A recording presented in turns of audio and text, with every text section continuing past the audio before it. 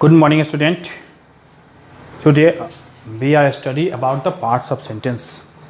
आपने पिछले वीडियो में आपने ज़रूर देखा होगा मेरा वीडियो नंबर लेक्चर नंबर 1 और लेक्चर नंबर 2। लेक्चर नंबर 1 और लेक्चर नंबर 2 देखेंगे तभी ये समझ में आएगा कि ये सेंटेंस के पार्ट्स होते हैं, कैसे पार्ट्स होते हैं। तो आप अगर लेक्चर नंबर 1 और लेक्चर नंबर 2 मेरा जो वीडियो नहीं देखे हैं तो मैं डिस्क्रिप्शन में इसको लिंक दे दूंगा लेक्चर नंबर 1 और लेक्चर नंबर 2 को, और वहाँ से आप पहले देख लेंगे लेक्चर नंबर 1 लेक्चर नंबर 2, उसके बाद आप इसको समझ में बिल्कुल अच्छी तरह से आएंगे। तो चलिए स्टार्ट करते हैं। यानी कि सेंटेंस तो हम लिखते हैं तो इसके पार्ट्स होते हैं। सेंटेंस के दो पार्ट्स होते हैं जो हम कह सकते हैं सब्जेक्ट और एक कहते हैं प्रेडिकेट। सब्जेक्ट क्या होता है? तो subject is the part of the sentence which perform the action in a sentence, this is called as subject। यानी कि वह सब्जेक्ट का वह हिस्सा जिसके द्वारा कोई काम किया जाता हो, यानी कि एक्शन को परफॉर्म करने का बोध होता है, उसे हम सब्जेक्ट कहते हैं। जैसे यहाँ पर आपने ये डिफिनेशन है, the part of sentence which perform some action in a sentence is called subject। यहाँ पर एग्जाम्पल है, यहाँ पर ये जो एग्जाम्पल है ही एट्स एन एप्पल। तो ये जो यहाँ पर ये ही जो है, ही आपका क्या है? This is a subject. यानी कहता है कि वह सेब खाया, तो इसमें एक्शन किसके द्वारा, खाने का काम किसके द्वारा हो रहा है?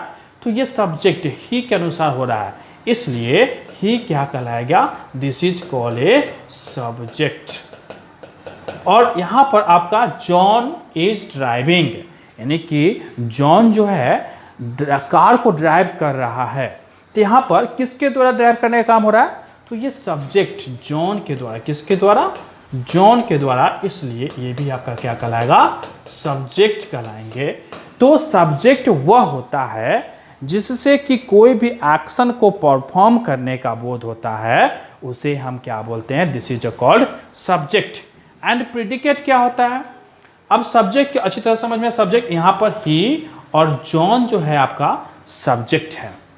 अब एक एग्जांपल मान लीजिए कि हम एग्जांपल देते हैं, एक एग्जांपल लिख देते हैं, जैसे आई एम प्लेइंग। तो यहाँ पर आप देखें आई क्या हो गया? This is subject. यहाँ पे मैं खेल रहा हूँ, किसके द्वारा खेलने का काम हो रहा है? मैं के द्वारा, इसलिए आई क्या कहलाएंगे? I is called a subject. तो आपको सब्जेक्ट बिल्कुल अच्छी तरह समझ में आ गया सब्जेक्ट क्या होता है। तो कोई भी एक्शन परफॉर्म किया जाता है किसी व्यक्ति किसी के द्वारा, उसे हम सब्जेक्ट कहते हैं। और प्रेडिकेट क्या होता है? तो प्रेडिकेट को देखेंगे। प्रेडिकेट का डिफिनेशन क्या है? The part of sentence which tells about the subject is called predicate. यानी कि वह जो सब्जेक्ट के बारे में कुछ कहा जाता है, उसे हम प्रेडिकेट कहते हैं। जैसे यहाँ पर एग्जाम्पल आपका है, यहाँ पे एग्जाम्पल है he is flying A kite. यहाँ पर ही सब्जेक्ट है और इसके द्वारा कौन सा काम हो रहा है? Is flying A kite. तो यहाँ पर इज फ्लाइंग ए काइट क्या है? This is a predicate. And John is driving car, तो जॉन आपका ये सब्जेक्ट हो गया and this is called a predicate. तो सब्जेक्ट के द्वारा, सब्जेक्ट के बारे में क्या कहा जा रहा है? कि वो कार चला रहा है। कौन चला रहा है? तो जॉन। तो सब्जेक्ट। तो बस इतना बात याद रखेंगे कि सब्जेक्ट कर्ता, यानी कि जो सब्जेक्ट के द्वारा कोई काम किया जाता हो तो वह सब्जेक्ट कर्ता कहलाता है। यानी कि सब्जेक्ट जो भी एक्शन परफॉर्म करने वाला को हम सब्जेक्ट कहते हैं, और जो सब्जेक्ट के द्वारा कोई काम किया जाता है उसे प्रेडिकेट कहते हैं। समझ में आ गया आप लोगों को अच्छी तरह से?